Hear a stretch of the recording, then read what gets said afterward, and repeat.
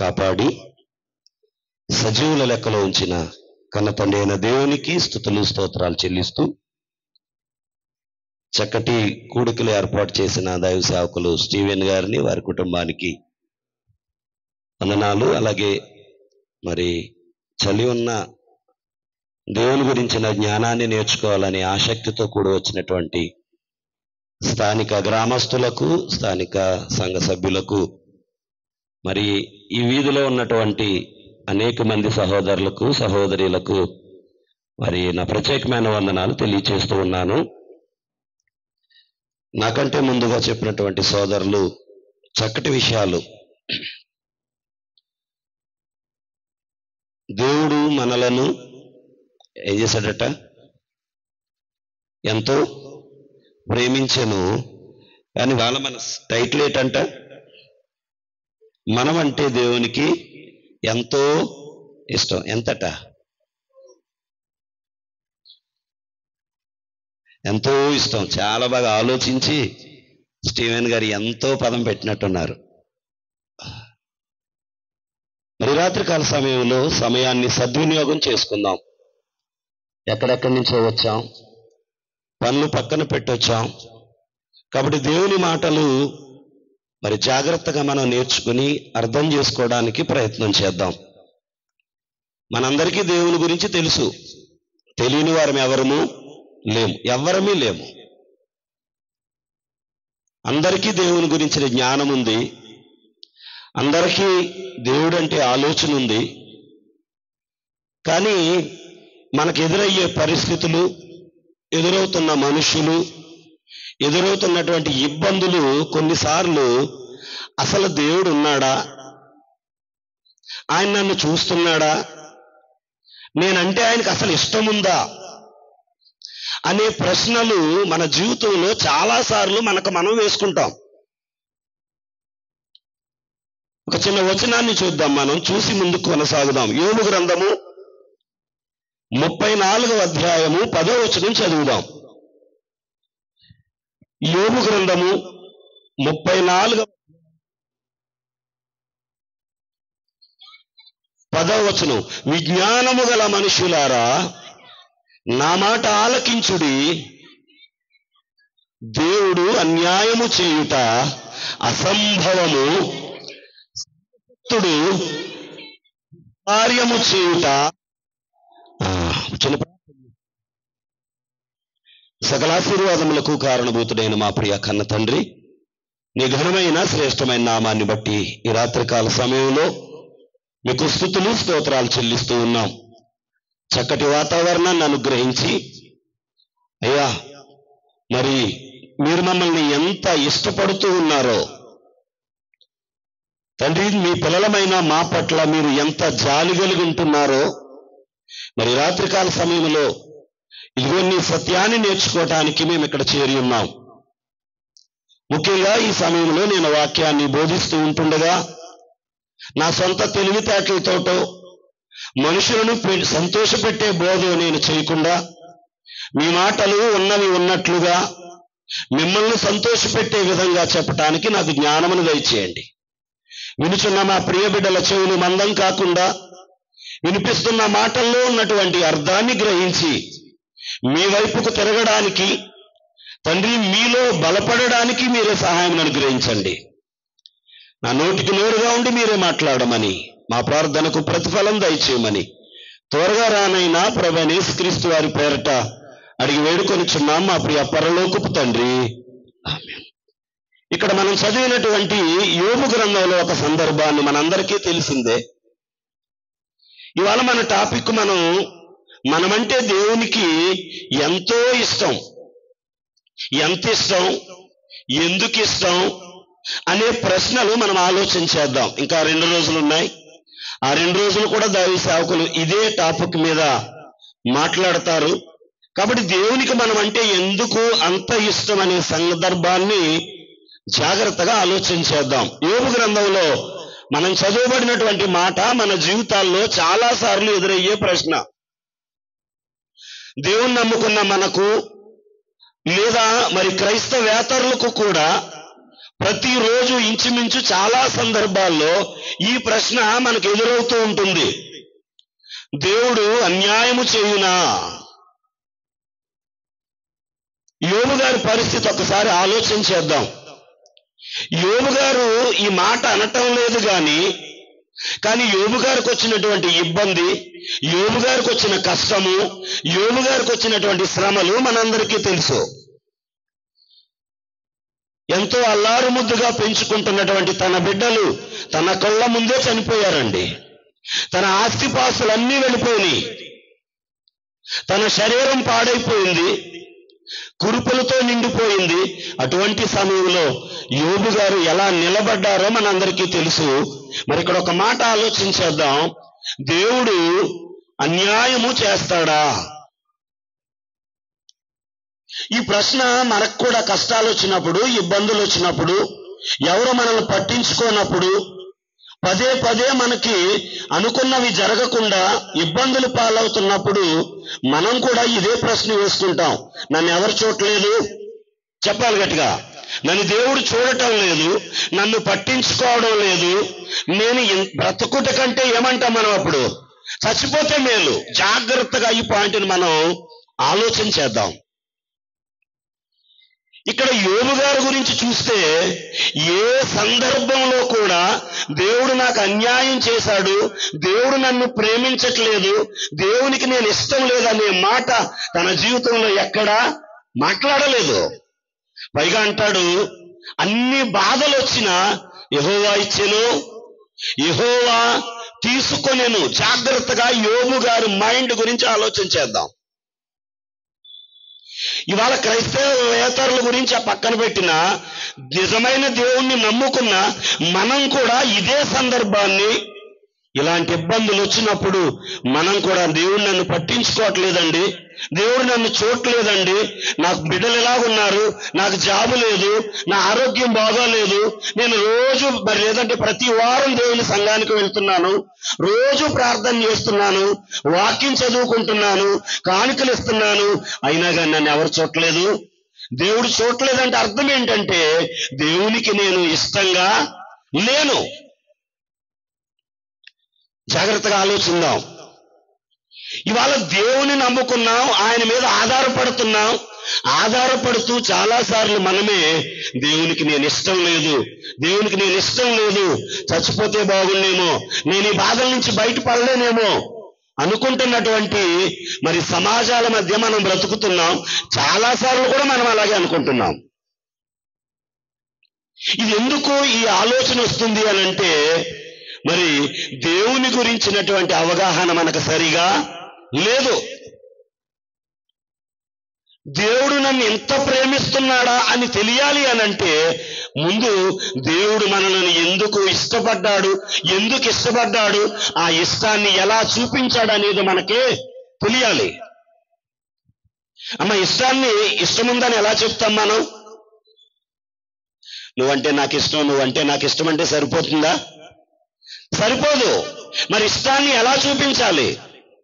క్రియల ద్వారా చూపించాలి, వారి అవసరాలు తీర్చడం ద్వారా చూపించాలి, అవసరమైతే వారి కోసం మనం దెబ్బలైనా తినాలి.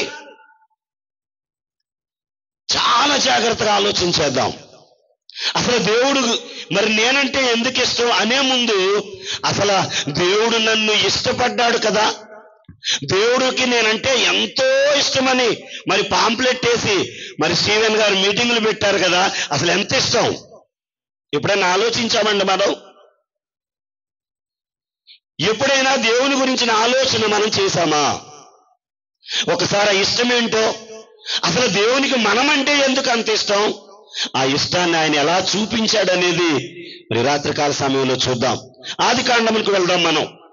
ఆదికాండము 1వ అధ్యాయము. అసలు దేవుడు నన్ను ఎందుకు ఇంత ఇష్టపడుతున్నాడు, నేనంటే దేవునికి ఎంత ఇష్టం, ఎందుకని నా మీద అంత ప్రేమ చూపిస్తున్నాడు అనేది ఖచ్చితంగా ఈ రాత్రికాల సమయంలో మనం అర్థం చేసుకోవాల్సిన వారమై ఉన్నాం. ఆదికాండము 1వ అధ్యాయము ప్రారంభంలోనే దేవుని ప్రేమ, దేవుని ఇష్టం ఎంత ఉన్నతమైనదో మనకు అర్థమవుతుందండి. దేవుడు మనల్ని తయారు చేయాలనుకున్న తరువాత అమ్మా ఇష్టం అంటే చెప్తున్నాను, మనకు ఎవరైతే ఇష్టమో వాళ్ళ అవసరాలు తీరుస్తాం. అవసరాలు తీర్చిన దాన్ని బట్టే మన ఇష్టాన్ని తూకం వేయొచ్చు. మనం అవతల వ్యక్తిని ఎంత ఇష్టపడుతున్నామో మరి జాగ్రత్తగా వినాలి. చాలా మంది అనుకుంటూ ఉంటారు, అమ్మాయిలు అబ్బాయిలు, నీకోసం నేను చచ్చిపోతాను అంటారు. చచ్చిపోతున్నారా చంపేస్తున్నారా? ఇవాళ చెప్పాలి, ఆ ఇష్టం కాదు ఇది. ఈ భూమి మీద ఉన్నటువంటి ఇష్టాలు తల్లిదండ్రులు కానీ, తల్లిదండ్రులు బిడ్డల పట్ల కానీ, బిడ్డలు తల్లిదండ్రుల పట్ల కానీ, భార్య భర్త, భర్త భార్యను, అన్నదమ్ముల మధ్య ఉన్న ఇష్టం ఒక చోట ఆగిపోతుందండి. అన్నగారికి తమ్ముడు కష్టాన్ని కలిగించాడు అనుకోండి, అన్నగారి ఇష్టం ఏమైపోతుంది? పోతుంది. కొడుకు ఏమైనా తల్లిదండ్రుల మాట వినలేదనుకోండి, ఆ ఇష్టాన్ని కూడా ఎలా మార్చేసుకుంటున్నారు వాళ్ళ తల్లిదండ్రులు? కోపంగా మార్చేసుకుంటున్నారు. అత్తాకోడళ్ళు కొంతకాలం బాగానే ఉంటున్నారు. ఎప్పుడైతే వీరిద్దరి మధ్య చిన్న తేడా వచ్చిందో, మా కోడలు అన్న అత్తగారే మా కోడలు మంచిది కాదని చెప్తుంది. అంటే మనం ఈ లోకంలో చూపించే ఇష్టం ఒక చోట ఆగిపోతుందండి. దానికి పరిధి ఉంది. అవతల వ్యక్తికి కష్టాన్ని కలిగిస్తే, అవతల వ్యక్తికి ఇబ్బందిని కలిగిస్తే, వాళ్ళు మన మీద చూపించే ఇష్టం లేదా మనము వాళ్ళ మీద చూపించే ఇష్టం ఆ రోజుతో ఏమవుతుందంట? బ్రేక్ అయిపోద్దండి. ఇష్టం కాస్త కోపంగా మారిపోతుంది. కానీ దేవుని ఇష్టం అలాంటిది కాదండి. దేవుని ఇష్టం ఎంత ఇష్టమో బైబిల్ గ్రంథం ఎక్కడ చూసినా ఆయన ఇష్టం మనకు కనపడుతూనే ఉంటుందండి. చాలా జాగ్రత్తగా ఆలోచిద్దాం. చాలా మందికి తెలియట్లేదండి.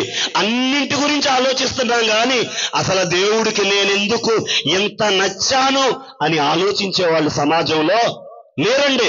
మా అత్తగారికి నేను నచ్చాలి, నా కోడలికి నేను నచ్చాలి, నా భర్తకు నేను నచ్చాలి, మిగతా సమాజం అంతా నన్ను ఇష్టపడాలి అని ప్రయత్నాలే తప్ప అసలు నన్ను కన్న దేవుడు నన్ను ఎంతో ప్రేమిస్తున్నాడట, ఎంతో ఇష్టపడుతున్నాడంట. అసలు ఇష్టము ఏమి ఎలా చూపించాడు అని ఒక్కసారి మన హృదయాలు తెరచి ఆలోచించగలిగితే మన దేవుడు మనకు అర్థమవుతాడండి. యోబు అలా ఆలోచించాడండి. యోబు జీవితంలో దేవుని గురించిన ప్రతి విషయం ఆయనకి తెలుసండి. ఎంత బాగా మాట్లాడతాడంటే, ఫ్రెండ్స్ వచ్చి పాడు చేయడం, ఫ్రెండ్స్ వచ్చి లేనిపోని కోపం కలిగినటువంటి మాటలు మాట్లాడినా కానీ యోబు ఏ విషయంలో కూడా ఎవరిని ఒక్క మాట కూడా అనలేదంట. చెప్పాలి, ఎందుకని అనలేదు? దేవుడంటే ఎంత దేవునికి యోబు అంటే ఎంత ఇష్టమో యోబుకు తెలుసండి. నా దేవుడు ఇచ్చేవాడు, అవసరమైతే నా నుంచి ఏం చేస్తాడు? మళ్ళీ తీసుకునేవాడు. ఇచ్చేటప్పుడు దేవుడు మనకి ఇష్టంగానే కనపడతాడండి. అంతేనమ్మా? ఇచ్చేటప్పుడు చాలా బాగా కనపడతాడు మా దేవుడు. అయ్యో బాబు ఏమండో, నాకు ఇల్లు ఇచ్చేశాడు, అబ్బా మంచి కోడల్ని ఇచ్చాడు, మంచి కొడుకునిచ్చాడు. కానీ అదే కోడలు తిరగబడితే మాట ఏమైపోద్దాం ఇప్పుడు? చెప్పాలి, మా కోడలు మంచి కాదు, దేవుడు నాకు సరైన కోడల్నే ఇవ్వలేదు.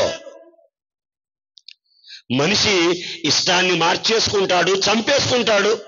కానీ యోబు ఏ విషయమునందునూ కూడా దేవుడికి నేనంటే ఇష్టం లేదు అనే మాట మాట్లాడలేదు. కారణం ఏంటంటే యోబు దేవుని గురించినటువంటి ఆలోచన బాగా చేశాడండి.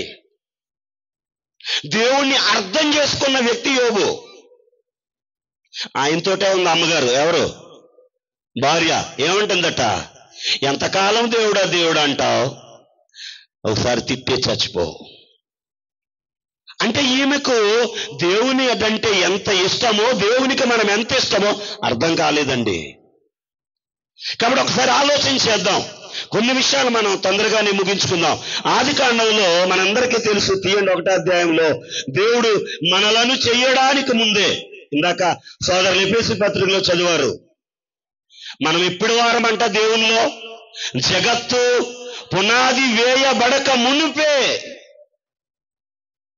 మనలను పుట్టించక మునిపే, మనలను ఈ భూమి మీదకి రప్పించక మునిపే, మనమంటే జగత్తు పునాది వేయబడక మునిపే మనమంటే దేవునికి ఏమి ఉందంటమ్మా?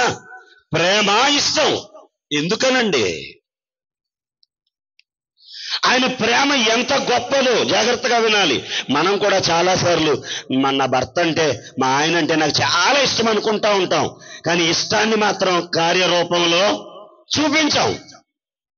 అయ్యగారు అంతే, మా ఆవిడ నాకు చాలా ఇష్టమండి అంటాం, కానీ ఇష్టం ఎక్కడ చూపించమంట? మనం క్రియల్లో చూపించాం. కానీ దేవుని ఇష్టం అలాంటిది కాదండి. దేవుడు తన ఆలోచనల్లో నా పిల్లలను తయారు చేసుకోవాలి అని అనుకున్నప్పుడే, చూడండి జాగ్రత్తగా, ఆయన భూమిని తయారు చేశాడట. నా పిల్లలు నివసించడానికి భూమి కావాలి. ఏం కావాలి? చూడండి, ఎంత ఇష్టం లేకపోతే ఆయన మనుషులమైన మనకు కావలసిన ప్రతి ఆహారము, ప్రతి వస్తువు భూమి నుంచి పుట్టించడమే కాదు, పైగా అంటాడు వాటిని ఏలమని చెప్పాడండి. మనకి ఏమని చెప్పాడట? మనం ఎవరం ఇప్పుడు? ఏలేవారం అంటే ఎవరు చెప్పాలి జాగ్రత్తగా. అంటే మనది దేవుడు మనలను ఉన్నతమైన స్థితిలో పుట్టించాడా, నీచంలో పుట్టించాడా? చెప్పాలి గట్టిగా. ఎందుకని? ఆయనకు మన మీద అంత ఇష్టం. జాగ్రత్తగా వినాలి. ఏమండి, చాలా జాగ్రత్తగా ఆలోచించాలి రాత్రికాల సమయంలో. అసలు దేవునికి నేనంటే ఎందుకు ఇష్టం? నేను మంచోడిని కాదే, నేను ఎవరికి మంచి చేయట్లేదే, ఎవరికి ప్రేమ చూపించట్లేదే, అయినా గాని నా దేవునికి నేనంటే ఎందుకు అంత ఇష్టమనంటే, ఆ ఇష్టాన్ని కార్యరూపంలో ఎలా చేసుకొస్తున్నాడో. ఆదికాండం సృష్టి అంతా చేశాడండి, ఒకే భూమి. కానీ అదే భూమిలో నుంచి జాగ్రత్తగా వినాలి, దేవుడు మన కొరకు ఎంత ఆలోచించాడో. మన ఆకలి తీరడానికి, అమ్మ వినాలి, గేదెలు ఆవులు ఎన్ని రకాల తిండులు తింటాయమ్మా? ఒట్టిగడ్డి, ఎండుగడ్డి, అంతేనమ్మా. రోడ్ల మీద ఉండేవారు కూడా తప్పదు, మరి వాటికి దొరక్క కాగితాలన్నీ తింటుంటాయి. కానీ పశువులు తినేది ఎండుగడ్డి, పశువు గడ్డి. ఒకటే ఫుడ్ అండి. ఇది పచ్చగడ్డి ఎండితే గడ్డిగా మారింది, ఎండుగడ్డి అంతే. ఒకేనండి ఆయనకు ఫుడ్. ఎన్ని సంవత్సరాలు ఉన్నా గాని పాపం ఏం తినాలి? అవి గడ్డే. పక్షులు చూడండి, చేపలు చూడండి, ఆ నీటిలో తప్ప గట్టు మీదకి వచ్చాయి, బతకనే. అమ్మ, ఒక్కసారి దేవుడంటే నాకెందుకు, దేవునికి నేనంటే ఎందుకు ఇష్టం? ఏం చేశాడు ఆయన? ఆయన ఇష్టాన్ని, మన పట్ల ఉన్న ఇష్టాన్ని ఎలా చూపిస్తున్నాడో మనం అర్థం చేసుకోవాలండి. లేకపోతే దేవుడు మనకు అర్థం కాడు. దేవుడు అర్థం కాకపోతే, దేవుని ఇష్టం మనకు అర్థం కాకపోతే దేవుని మీద నిందలేస్తాం, నన్ను పట్టించుకోవట్లేదంటాం, అన్యాయం చేశాడంటాం. చూడండి, మనందరికీ తెలుసు ఏదేని తోటలో ఎన్ని రకాల ఫలాలు ఉన్నాయట. భూమి మీద ఎన్నున్నాయో అన్ని ఫలాలు వేసి ఆదాముతో చెప్తున్నమాట, ఆదామా నీకు నచ్చిన ఫలాలు తిన్నాయన. ఏమండి, దేవుడికా మనకా? గట్టిగా చెప్పాలి అందరూ. ఏదేని తోట లేదా ఇవాళ భూమి మీద ఉన్నటువంటి రకరకాల ఫలాలు, పువ్వులు ఎవరి కోసమట? దేవునికా? కాదండి. చూడండి, దేవుడు మనల్ని ఎంత ప్రేమించాడో ఆయన ఇచ్చే ప్రతి ఈవిలో క్లియర్గా కనపడుతుందండి. భూమి ఒకటే. ఇక్కడ వేయండి వేప చెట్టు, చేదుగా పండ్లు వస్తాయి. అదే పక్కన మామిడి చెట్టు వేయండి, ఏ పళ్ళు వస్తాయట? స్వీట్ గా వస్తాయి. ఎవరి క్రియేషన్ అండి ఇదంతా? ఎవరి కోసం? చెప్పట్లేదు, మన కోసం. ఎందుకని ఇస్తున్నాడంటే ఆయన అంత మనలను ప్రేమించాడు. ఇంకా అద్భుతమైన సంగతి చూడండి, అదే ఆదికాండము 1వ అధ్యాయము 26వ వచనం చూద్దామండి. ఇది మహాద్భుతమండి. మన పట్ల ఆయనకున్న ప్రేమకు నిర్వచనం కనపడుతుందండి. ఇక్కడ చదవండి 26. దేవుడు మన స్వరూపమందు మన పోలిక చొప్పున నరులను చేయుదము. ఏమండి, మనల్ని ఏ పోలికలో చేశాడట? గట్టిగా చెప్పాలి. ఇక్కడ ఎవరైనా మనం తాపి మేస్త్రులు కానీ వేరే పనులు చేసే వాళ్ళు ఉంటాం కదా, మన దగ్గర ఎవరైనా హెల్పర్లుగా జాయిన్ అయ్యారనుకోండి, జాగ్రత్తగా వినాలి. 5 సంవత్సరాలు ఉన్నా కానీ అతనికి మనం ఏమి నేర్పించాం? పూర్తిగా పని నేర్పించాం. నేర్పిస్తే ఏమవుతాడు? నాకు ఎదురకుండా షాప్ పెట్టేస్తాడు. అంతేనండి? అంతేనా కాదా? మనం ఇలాగున్నాం, కానీ దేవుని ఆలోచన చూడండి. ఎవరి పోలికట? పశువులనేమో 4 కాళ్ళతో పుట్టించాడు, పక్షులను 2 కాళ్ళతో రెక్కలతో పుట్టించాడు. కానీ మనం వచ్చేసరికి జాగ్రత్తగా ఆలోచించాలి. వీడిని నాలా చేస్తే నా మీద తిరగబడతాడనే ఆలోచనే మన గురించి దేవుడు చెయ్యలేదండి. చాలా జాగ్రత్తగా ఆలోచిద్దాం. నాలా చేస్తే నన్ను మించిపోతే, ఇవాళ అదే కదండి అందరూ ఆలోచించేది. మా పాస్టర్లు ఎక్కువ ఉంటుందండి జబ్బు. కూడా తిప్పుకుంటాం కానీ ఎక్కడ ఈయనకి సరైన అవకాశాన్ని ఇస్తే మళ్ళా నా ఎదురుకుండా ఏం పెట్టేస్తాడు? బ్రాంచ్ పెట్టేస్తాడు. సమాజం కూడా అలాగే ఉందండి. కానీ దేవుని ఇష్టం మనకు అర్థం అవ్వాలి. రాత్రికాల సమయం చూడండి, మన పోలిక మన స్వరూపం. దేవుని చూడండి, మనం అంటే ఎంత ఇష్టమో. నేను ఎలా ఉన్నానో చెప్పాలి గట్టిగా. నేను ఏ పోలికలో ఉన్నానో నా పిల్లలు కూడా అదే పోలికలో ఉండాలి, అదే స్వరూపంలో ఉండాలి. ఇంతకన్నా మనల్ని ప్రేమించేవాడు, ఇష్టపడేవాడు ఎవరుంటారు చెప్పండి? మన పోలిక ఎవరి పోలికంట? మనం ఎవరి పోలిక? దేవుని పోలికండి. ఒక్కసారి కీర్తన గ్రంథం 8వ అధ్యాయానికి వెళదాం. అందరూ తీద్దాం బైబిల్లో. కీర్తన గ్రంథం 8వ అధ్యాయము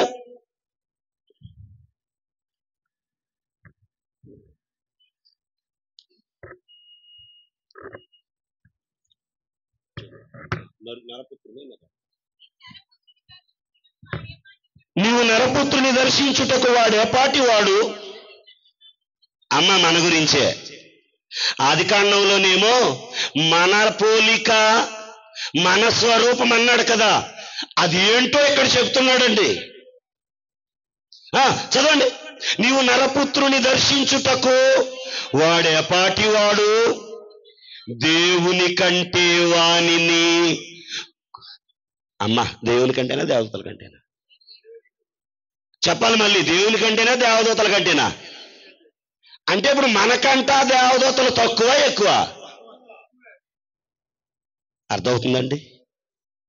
ఒకసారి దేవుడంటే ఎందుకు ఇంత ఇష్టం? ఎంత ఇష్టం కాకపోతే తనకంటే కొంచెం తక్కువ వాడిగా చేస్తాడు చెప్పండి. జాగ్రత్తగా అర్థం చేసుకోవాలి. క్రైస్తవులమైన మనం, దేవుని పిల్లలైనటువంటి ప్రతి ఒక్కరూ కూడా మనం ఎవరికంటే తక్కువ అంటే కొంచెమే చేసుకోరండి ఎవరు. నాకంటా కింద ఉండాలి, నాకంటా కిందే ఉండాలి, నాకంటా కింద ఉండాలి అని ఆలోచించే సమాజం అండి ఈరోజు. కానీ మన దేవుడు చూడండి, నా పిల్లలు నాతో సమానంగా ఇంచుమించు కొంచెం ఆయనతో సమానంగా మనల్ని చేసుకుని. చదవండి కిందకి. ఇంకేం చేశాడు చూడండి. మహిమా ప్రభావములతో మనకేం పెట్టాడట అమ్మా? మనకేం పెట్టాడట? కిరీటం పెట్టాడంటే అర్థమేంటి? మనం ఎవరం? అందుకనే ఆదికాండం ప్రారంభంలో చెప్తాడు, మీరు ఫలించి అభివృద్ధి నొంది భూమిని నిండించి ఏలుడి అంటాడండి. అర్థం చేసుకోవాలి. మన దేవుడి దృష్టిలో మనం ఎవరమంట? నీచులమా, రాజులమా, అధికారులం? ఇందాక బ్రదర్ అంటున్నారు. ఏమండి, ఏ దేవుడండి ఇలా తన పోలికలో తన స్వరూపంలో చేసుకునే వ్యక్తి? పైగా ఈ నాలుక మామూలు నాలుక కాదండి, ఎంత ఆలోచించాడండి దేవుడు. పశువులకు గడ్డి ఒకటే, చేపలకు ఆ సముద్రంలో ఏం దొరుకుతావే. కానీ మనకి ఇన్ని రకాల ఫలాలు తెలుసా అండి? సీజనల్ గా. ఈ నాలుక మామూలుది కాదండి. ఈ నాలుక మీదంట అంగుళం 25 అంగుళంన్నర వరకనే ఉంటాయటండి టేస్ట్ చెప్పే గ్రంథులు, రుచి తెలిపేవి. ఆ తర్వాత ఉండవట. అందుకని టాబ్లెట్ ఎక్కడ వేసుకుంటారా? ఎందుకని గొంతులు వేసుకోవాలి? చేదు తెలియదు. చూడండి, ఈ చిన్న నాలికనిచ్చిన దేవుడు ఎన్ని రకాల రుచులు పెట్టాడండి మనకి. ఇప్పుడు సీతాఫలాలు కదా, కమలా ఫలాలు. ఏమండి, ఒక్కసారి ఆలోచిద్దాం. ఈ సృష్టి అంతా చేసింది ఎవరు? గట్టిగా చెప్పాలి అందరూ. జీవం కలిగిన దేవుడు. ఆయనకి ఎంత ప్రేమ, ఎంత ఇష్టం లేకపోతే ఏమంటే ఇంకో విషయం, విచిత్రమైన సంగతి చెప్పమంటారా? ఒక్క పండు కూడా ఆయన తిండండి. ఎవరు తినరు? ఎప్పుడైనా పెట్టామా? నిజంగా పెట్టమంటే పెడతామా? తినడ కాబట్టి అండి నేనే పెడతాం ఇవాళ, అంతేనా? కానీ చూడండి ఏమండి, ఇక్కడ ఒక 5-6 రకాల పళ్ళాలు పెట్టేశారు. ఇక్కడ నాకు షుగర్ అనుకుందాం, కోసుకుని తింటున్నారు. ఎలా ఉంటుందండి ఇప్పుడు నాకు?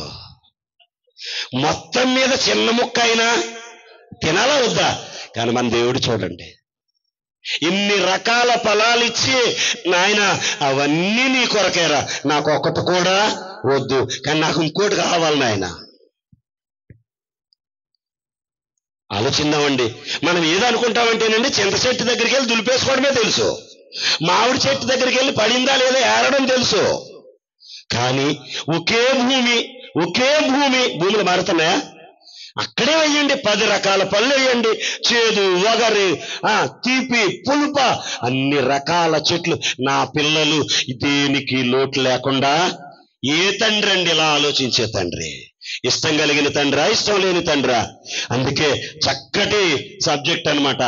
మనలను దేవుడు ఎంతో ఇష్టపడ్డాడు. ఆ ఇష్టాన్ని దేవుడు ఎలా చూపిస్తున్నాడో మనం అర్థం చేసుకోగలగాలండి. ఆయన పోలిక, ఆయన స్వరూపము దేవుని కంటే కొంచెమే మనం తక్కువ. మహిమ ప్రభావములతో కిరీటం పెట్టావు. ఇంకా చదవండి అమ్మ. మనకి ఏం అర్థం కావట్లేదండి, చాలా మందికి దేవుని గురించిన జ్ఞానం తెలియట్లేదు. ఎంత ఇష్టపడిన ఆయన మనల్ని ఎక్కడో చివరి వరుసలో ఉంచట్లేదట. ఎక్కడ ఉంచుతున్నాడట చెప్పాలి? ఆయన చేతి పనులన్నిటి మీద చేసింది దేవుడు, కానీ వాటిని కమాండ్ చేయవలసింది ఎవరమంట? మనమండి. చాలా జాగ్రత్తగా ఆలోచించాలి రాత్రికాల సమయంలో. దేవునికి ఎందుకు ఇష్టం? ఆ ఇష్టాన్ని ఆయన ఎలా చూపిస్తున్నాడు? మన గురించి ప్రతిదీ ఆలోచన చేస్తండి. సృష్టిలో ఇక్కడ కూర్చున్నాము అని అంటే ఏం పీలుస్తున్నామండి మనం? చెప్పాలి గట్టిగా. ఒక 5 నిమిషాలు ఆపేశాడు అనుకోండి దేవుడు, గాలిని పంపించేవాడు ఎవరు? ఏమన్నా అంతేనా?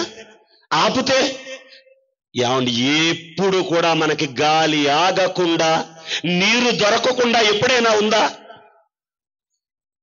ఎందుకండి ఎంత గాలి ఇయ్యాలి? మీరు ఎప్పుడైనా అబ్జర్వ్ చేశారో? శీతాకాలం, వర్షాకాలం, ఎండాకాలం ఏమండి ఎప్పుడన్నా లేటుగా రావడం చూసారా? జూన్ 1వ తారీఖుకి అదిగో అండమాన్ వచ్చేసినాయి అంటాడండి రేడియోలో, టీవీలో వాతావరణం చెప్పేవాడు.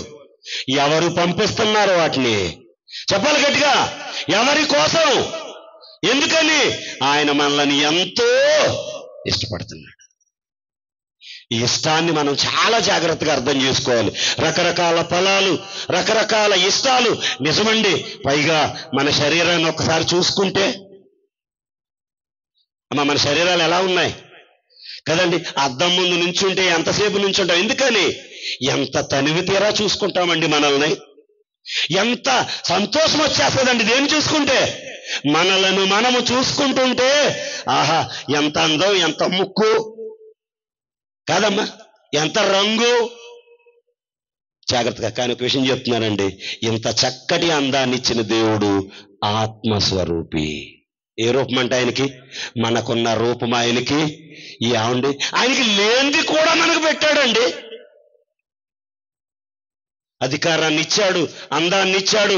పైగా చూడండి ఎలా ఉన్నాయో. ఒక గేదె గాని ఆవు గాని చూడండి, దోమ కొడుతుంటే దాని పరిస్థితి ఎప్పుడైనా ఆలోచించారా? దోమలు కొడుతుంటే దేంతో కొట్టుకోవాలి? తోకతోటే. యజమాని పాలు పెతకడం తప్ప ఎప్పుడైనా దోమలు కొడతాడా? ఎక్కువ దోమలు వస్తే కొంచెం మంటేస్తాడు, అంతేనా? కానీ చూడండి, ఎక్కడ మొత్తం శరీరంలో ఎక్కడికైనా అందుతాయండి చేతులు మన శరీరంలో. అంతే అందవా? వెనక పెట్టుకోండి. ఎక్కడ నిజంగానండి దేవుడు మనలను చేసిన విధానము చూస్తే ఆయన అంటాడండి, ఈ కీర్తనలో అంటాడు, ఆశ్చర్యమును భయము కలుగుతున్నాయట. ఒకసారి ఆలోచించేద్దాం. ఇంత ఇష్టపడుతున్నాడే దేవుడు మనల్ని. ఆయన ఇష్టాన్ని చూడండి ఎలా చూపిస్తూ ఉన్నాడో. కీర్తనాకారుడు అంటాడు, పిండమునై ఉండగానే. మనం ఎప్పుడు చూస్తామమ్మా? డాక్టర్ గారు మా డాక్టర్ గారు ఎప్పుడు నుంచి చూస్తారు మనల్ని? ఆలోచించాలి కదా. 3వ నెల వస్తే అది కూడా స్కానింగ్ చేస్తే కానీ అయ్యగారికి తెలీదు. కానీ దేవుడు ఆయన ఇష్టాన్ని ఈ భూమి మీద పుట్టించే ప్రతి మనిషికి పుట్టిన తరువాత, పుట్టక ముందు నుంచేనా చెప్పాలి. ఇందాక చదివాం, జగదుత్పత్తి చేయబడక ముందే. తల్లి కడుపులో ఉన్న బిడ్డ అండి, మన వల్ల ఏం అవదండి. తిండి పెట్టడం, గవర్నమెంట్ హాస్పిటల్కి వెళ్తే ఐరన్ బిల్లలు ఇవ్వడం తప్ప అసలు లోపల శరీరాన్ని ఎదిగించేవారు ఎవరట? ఏమండి, మనకి ఎంత మంచి బిడ్డల్ని ఇచ్చాడండి. ఇచ్చాడే లేదా? ఎంత మంచి బిడ్డల్ని ఇచ్చాడండి. ఎందుకని? మనమంటే ఆయనకు అంతా గట్టిగా చెప్పాలి ఇష్టం. ఆయన అంటాడు, తన ప్రియులు నిద్రించుచుండగా. ఏమండి, ఆయన కూడా శుభ్రంగా పడుకోవాలి కదండి అని అంటాడు. ఆయన కునుకడు. ఆయన కునుకితే మనమేమవుతాం చెప్పాలి ఒకసారి. ఎప్పుడైనా పిల్లల్ని బండి మీద మరి తల్లిదండ్రులు తీసుకెళ్తున్నప్పుడు, చిన్నపిల్లల్ని కానీ ఎక్కించుకుని వెళ్తున్నప్పుడు ఎంత జాగ్రత్తగా వెళ్తారో తెలుసండి. అదే ఒంటరిగా వెళ్ళేటప్పుడు ఎలా వెళ్తాడు? తన ఇష్టం. కానీ పిల్లల్ని తీసుకెళ్ళినప్పుడు ఎలా వెళ్తాడట? అక్కడెక్కడన్నా లారీ అడ్డు వస్తుంది అనుకోండి, ఇక్కడే ఆగిపోతాడు. ఎందుకని? నా పిల్లలకు. మరి నువ్వే ఎంత ఇష్టపడితే నీ పిల్లల్ని, నిన్ను వాళ్ళను పుట్టించిన ఆయన ఎంత శ్రద్ధ తీసుకుంటున్నాడో ఆలోచించాలా. 121 అంటాడు, నీ కుడి పక్క 1000 మంది కూలినను, 10,000 మంది కూలినను అపాయము. ఎందుకంటే ఏం చేస్తున్నాడు ఆయన? పుట్టించడమేమో తన పోలిక తన స్వరూపంలో పుట్టించాడు. ఆయన తినడు గాని ఎన్ని తినాలో, ఎన్ని రకాలు కావాలో, ఈ నాలుక ఎన్ని టేస్ట్లు కోరుకుంటుందో, ఆయన మనల్ని ప్రేమించినందుకు, ఇష్టపడినందుకు ఈ భూమి మీద అన్ని సమృద్ధిగా పెట్టేశాడండి. అయినా మనుషులకి ఏం అర్థం కావట్లేదంటే దేవుని ఇష్టం అర్థం కావట్లేదు. శరీర సంబంధంగా ఆయన ఏది చెయ్యాలో అది చేశాడు. ఒక విషయం ఆలోచిద్దాం. పశువులు ఉంటాయి కదండి, అట్ని కిడ్నీలు కానీ, గుండె కానీ, కాలేయం కానీ, ఊపిరితిత్తులు కానీ, కిడ్నీలు కానీ ఎవరికైనా పనిచేస్తాయా? కొంటారా పోనీ? ఒక్కసారి మీరు యూట్యూబ్లోకి వెళ్ళి, అందరికీ మనకు అలవాటు యూట్యూబ్, ఒక్కసారి మన శరీరంలో ఉన్న అవయవాలు కాస్ట్ ఎంతో తెలుసుకోండి. మనం అనుకుంటామండి, ఇంతేనేనా అనుకుంటాం. కానీ మన కడుపులో ఉన్న పార్ట్లన్నీ తీసి ఒక్కొక్కటి బేరం పెడితే కోట్ల విలువండి. ఎంతట చెప్పాలి? కోట్ల ఖరీదండి. ఎవరు పెట్టారది? గట్టిగా చెప్పాలి. దేవుడండి. ఏంటి? ఊరిలో చేసింది నా కోసమే, ఈ శరీరము నా కోసమే, తినేవి నా కోసమే, పైగా నా అవయవాలు కూడా అంత విలువైనవి పెట్టాడు అని అంటే ఆయన ప్రేమ, ఆయన ఇష్టం మనకి రాత్రికాల సమయంలో అర్థం అవ్వాలి. ఎంత ఇష్టమో ఆలోచించాలి. లేకపోతే దేవుడు మనకి అర్థం కాడండి. అపోస్తుల కార్యాలు 17వ అధ్యాయము, అపోస్తుల కార్యాలు 17వ అధ్యాయము 24వ వచనం చూద్దాం. అక్కడ కూడా ఎంత బాగా చెప్తూ ఉన్నాడో. జగత్తును అందలి సమస్తమును నిర్మించిన దేవుడు. ఎవరమ్మా నిర్మిస్తా? జగత్తును అందలి సమస్తమును నిర్మించిన దేవుడు. కిందకు వెళదాం. 25వ వచనం, ఆయన అందరికీ జీవమును ఊపిరిని. మళ్ళీ చదువుదాం, జీవమును ఊపిరిని. దేవుడు ఏం చేసేసేవాడట? జీవం అంటే ఏటమ్మా, ఊపిరి అంటే ఏంటి? పుట్టేసిన మనం బ్రతుకుండాలి అని అంటే మనకు చాలా ఉంటాయండి హోప్స్. ఎల్ఐసి ఎన్ని సంవత్సరాలకు కడుతున్నామమ్మా మన అందరం? అంటే మన హోప్ ఎంతో చెప్తున్నాను. బైబిల్ ఏముంది? ఇవాళుండే అడవి గడ్డ అని అన్నాడు, కానీ మన హోప్ ఎంతవరకు ఉంటుంది? ఎల్ఐసి ఎన్ని సంవత్సరాలు చేయించున్నాం? 20 తక్కువేమి లేవు, అంతేనా? హోప్ చూడండి. ఈయన చూడండి, జీవమును ఊపిరిని. పుట్టించడమే కాదు, ఆహారాన్ని పెట్టడమే కాదు, అవన్నీ తినాలి అని అంటే మనమేమై ఉండాలి? ముందు బ్రతికి ఉండాలా? ఆయుష్ ఇచ్చిస్తూ. చూడండి, జీవం అంటే ఆయుష్ అండి, ఊపిరి అంటే ఆయుష్. ఇన్ని చేస్తున్నటువంటి దేవుడు ఒకసారి మనం ఆలోచన చేద్దామండి. ఇంకా ఈయన మరి శరీర సంబంధమైనవి ఎన్ని చేశాడో ఒక్క పాట చూసి, వీడియో సాంగ్ ఒక్కటి చూసి మనం మిగతా వాక్యంలో కంటిన్యూషన్ అవుదాం.